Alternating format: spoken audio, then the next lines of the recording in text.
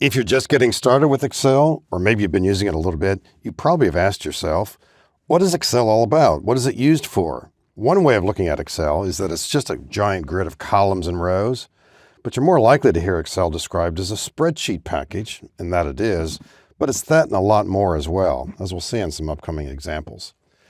At the bottom of the screen are different tabs here. These are called worksheets. The current one's empty. I'm going to click on the one called Profits. A lot of people would call this a spreadsheet. That's a term widely used, although in Excel we don't use it formally and officially.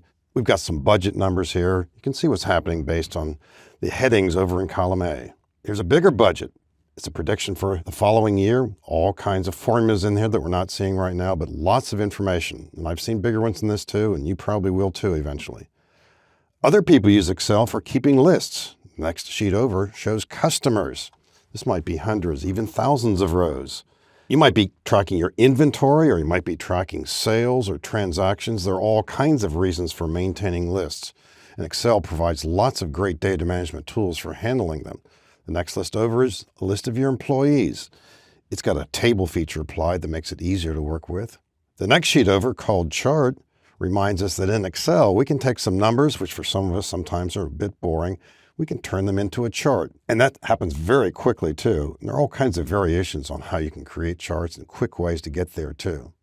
There's a great analytical tool called a pivot table. You might have heard of that. Got a giant list over here.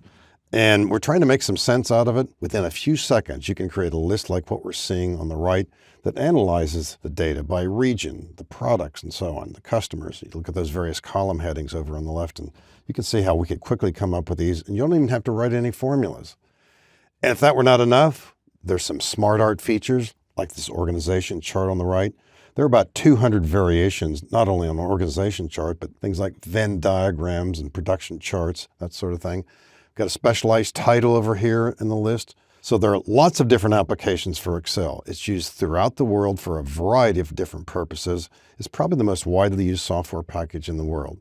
It's a great tool, and in this course, you'll be learning more and more about how you can use Excel in so many different ways.